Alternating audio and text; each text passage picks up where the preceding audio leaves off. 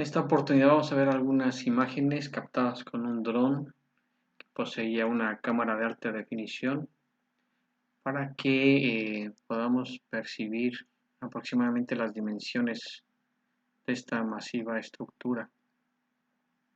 Es un trabajo arduo que han estado efectuando muchos exploradores en todos estos años y que miren, por aquí, por ejemplo, en este detalle nosotros podemos observar cómo han quedado al descubierto las costillas laterales de la estructura de la embarcación. Recordar que las dimensiones que se manejan en la Biblia son de 300 codos de largo.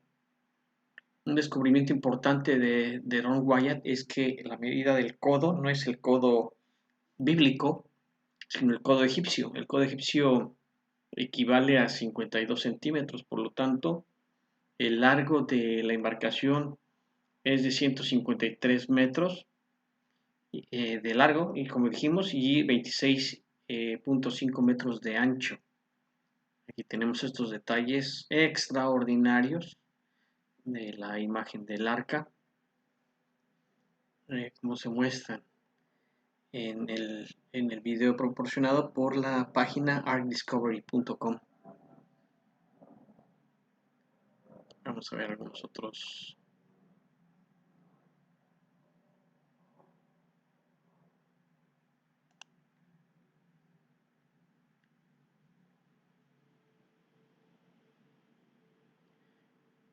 Aquí vamos a poder precisar con detalle el tamaño de la embarcación con respecto a la estatura de una persona promedio.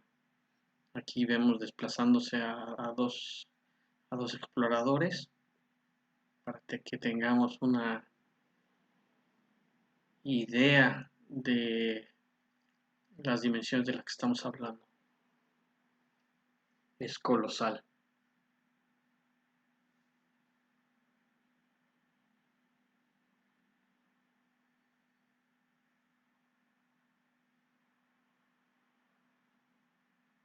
Yo les recomiendo que cuando tengan oportunidad visiten esta página y puedan ver por ustedes mismos estas evidencias.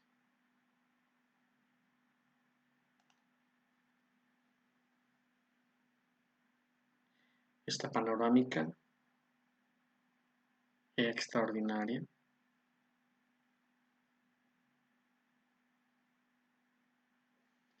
Y aquí este punto importante lo voy a señalar en el terremoto que ocurrió en 1978. Mucho de este material se desprendió justamente en este punto, lo cual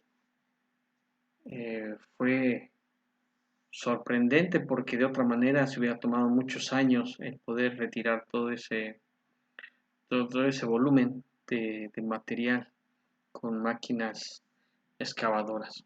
Y gracias a Dios él provocó ese milagro, por lo cual ahora habría las posibilidades de tomar muestras del material que se encuentra en la parte interior.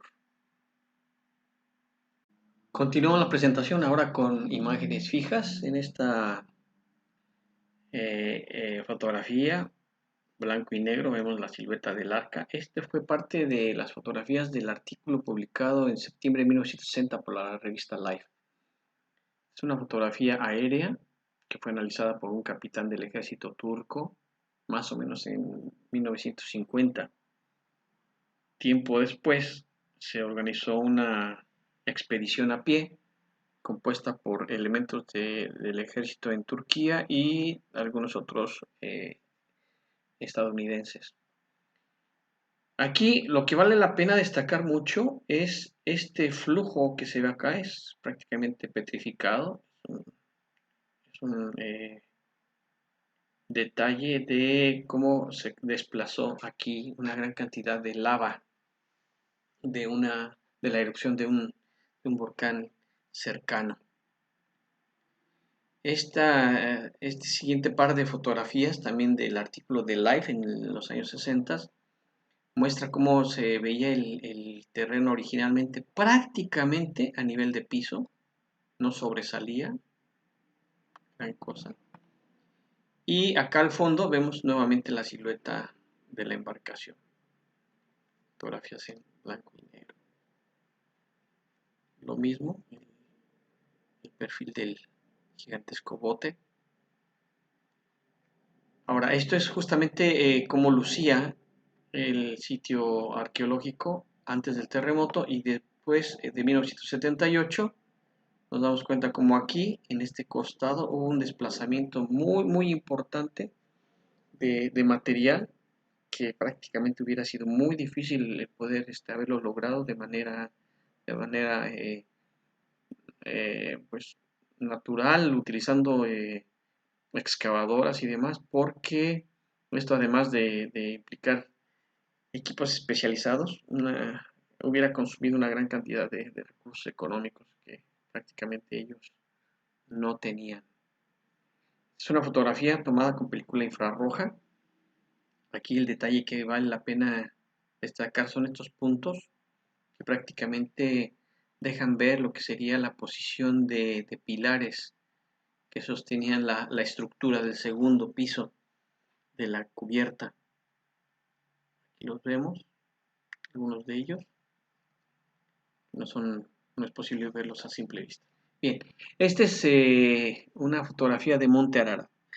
Recordar que Monte Ararat es un volcán. Ahora, una de las grandes controversias tiene que ver con la teoría de cómo el arca de Noé pudo haber descansado en las faldas de un volcán.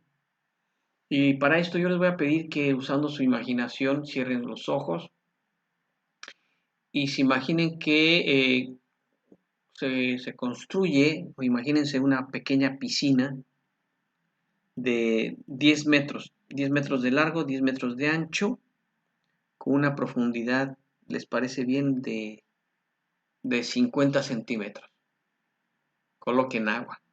Ahora también en su imaginación introduzcan montañas modeladas con cemento de diferentes figuras, cónicas, con mesetas, etcétera, formaciones elevadas, pero que no sean de una altura mayor a los 50 centímetros, es decir, forzosamente deben de quedar por debajo del nivel de ese medio metro de agua que les estoy pidiendo.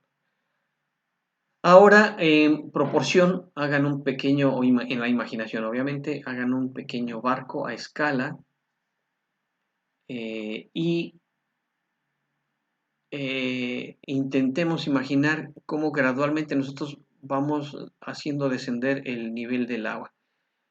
Ustedes, aunque sea la imaginación, van a entender que al desplazarse este pequeño barquito y al estarse asomando las cúspides, las partes más altas de las montañas, de las elevaciones, el barquito no tendería a descansar en alguna de las elevaciones, sino que de manera natural lo que haría sería un desplazamiento lateral, es decir, trataría la embarcación, bueno, se está moviendo, flotando, lo que trataría de hacer sería justamente esquivar de alguna forma estos objetos. Este es un principio hidrodinámico, que fue algo que estudió Ron Wyatt, aunque él no era ingeniero, él en realidad era un enfermero que después se especializó como anestesiólogo, pero él hizo varios experimentos de este tipo, con lo que pudo determinar que no había forma de que la embarcación, si acaso había algún indicio de ella, pudiera descansar en la pendiente pronunciada de un volcán como el de Monte Ararat. Y más bien lo que descubrió haciendo experimentos es que la única posibilidad de que, de que pudiera descansar de manera definitiva el arca era si alguna de estas elevaciones, alguna de estas montañas, eventualmente poseía una plataforma, un piso, voy a decirlo así, entre comillas, una playa en donde debido al peso y otras condiciones físicas como el bajo nivel del agua, pudiera entonces quedar atrapada suavemente en esa plataforma. Vemos un poco más adelante qué es lo que sucedió, por ejemplo, en los Estados Unidos con la erupción violenta del Monte Santa Elena, que en realidad era un volcán. Cómo se desprendió una gran porción del cono volcánico y prácticamente destruyó todo a su paso, absolutamente todo. Otra de las teorías que hizo pensar a Ron que no había forma de que nada, incluyendo el arca de Noé, pudiera haber sobrevivido a una de las erupciones violentas. Y este es el caso de la erupción que sucedió en Monte Ararat, un volcán que de tiempo en tiempo se activa en la parte noreste de la erupción en 1848, desprendiendo también una gran porción del cono volcánico. Esta ilustración es muy, muy útil para entender cuál fue el punto original en donde descansó el arca y cómo posteriormente, debido a su peso, muy probablemente se fue desplazando en el lodo, en el cieno, y fue cambiando de posición y posteriormente con la erupción de un volcán cercano a la zona, fue desplazándose debido al flujo que ya hemos platicado de lava que la pudo encapsular, pero chocó con un afloramiento de, este, de roca, lo que hizo cambiar de posición. La parte de la proa del frente quedó de esta manera, la popa de esta otra, y este afloramiento de piedra caliza fue algo que se incrustó. Es como cuando un automóvil choca contra un poste, prácticamente quedó incrustada en el afloramiento, y es la forma como la vemos actualmente, ya una vez que inclusive la estructura se petrificó. Este es otro detalle del arca y de cómo estos afloramientos de piedra caliza eventualmente hubieran impedido que se hubiera seguido desplazando en este flujo. Esta es una fotografía blanco y negro tomada un poco más arriba, vía aérea, y muestra lo que yo les estoy mencionando, cómo hubo un desplazamiento importante de lava en la zona debido a la erupción de un volcán en, en Irán, al sur. Nuevamente este otro detalle. Que haya podido quedar encapsulada el arca de Noé es muy importante porque de otra manera una embarcación fabricada con madera difícilmente hubiera podido haberse preservado por más de 4.300 años aproximadamente. Lo que hizo esta erupción fue prácticamente cubrir rápidamente la estructura. Hay varias teorías, pero piensan estos exploradores que seguramente la estructura del arca fue encapsulada por la lava de manera no rápida, no lenta, sino a una velocidad intermedia. Esto fue lo que permitió su conservación, la petrificación y la conservación hasta nuestros días. Como ya habíamos mencionado, las dimensiones del arca son de 157 metros de largo, 26,5 metros de ancho, que es más o menos el largo, el equivalente a la multiplicación de los 300 codos egipcios por 52 centímetros no el codo hebreo que nosotros conocemos. Para poder entender cómo se encuentra actualmente los restos del arca, tendríamos que pensar en usando la imaginación también nuevamente, en una caja de zapatos a la que le comenzamos a colocar tierra mojada. Entonces, conforme comenzamos a colocar más y más material, eventualmente las paredes de esta caja de cartón colapsan hacia afuera y se desflora.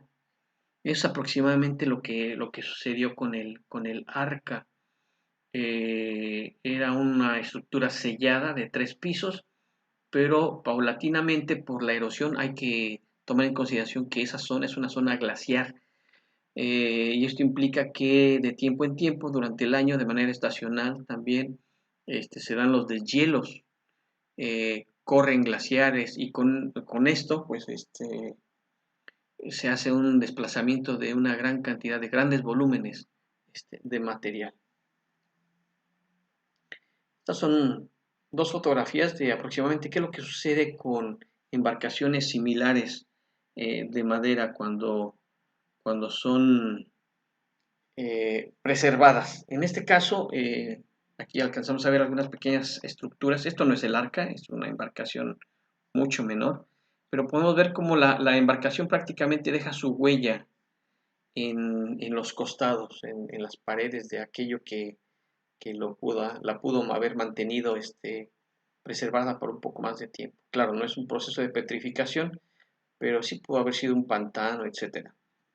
Este es otro ejemplo y nos damos cuenta cómo siendo de material orgánico, de madera, pues prácticamente el proceso de putrefacción es muy, muy rápido. Esto, aunque parece un dibujo de niños, es muy, muy interesante. Cuando Ron Wyatt tuvo la oportunidad de viajar con sus hijos a Turquía, él no sabía dónde buscar. Ron Wyatt era un hombre de oración y se hizo acompañar de sus 2 hijos. Ellos tomaron un taxi desde, bueno, se desplazaron desde la capital de Turquía hasta el sitio donde ellos tenían nociones de dónde se encontraba, pero la gente allá no habla inglés, no es un sitio turístico, de hecho ya lo mencionamos, es un sitio que hasta la actualidad sigue siendo un sitio de conflicto bélico. Ellos contrataron un taxi y en la oración, como no tenían idea de a dónde podían comenzar a explorar, Ron pidió a Dios que le mostrara de alguna forma hacia dónde tenían que dirigirse. Pasado algún tiempo, el taxi se detuvo, se descompuso milagrosamente y ellos bajaron e hicieron una pila de rocas. Esto sucedió en 3 ocasiones antes de llegar al hotel. Al siguiente día, ya un poco más descansados, hicieron el mismo recorrido pero en sentido inverso, de tal forma que la tercera ocasión que ellos se detuvieron fue el primer lugar que ellos comenzaron a explorar. Ahora, en esa tercera, parada, que en realidad el siguiente día fue la primera, ellos encontraron anclas de piedra. En la segunda parada, de manera transversal, exploraron y pudieron encontrar lo que en algún momento eh, ellos determinaron que pudo haber sido muy probablemente la casa de Noé, la casa de su esposa, la tumba de Noé y la tumba de su esposa. Y finalmente, en otro día, otra oportunidad, Ron Wyatt llegó a la tercera pila de piedras en donde de manera transversal también pudo encontrar los vestigios del arca de Noé.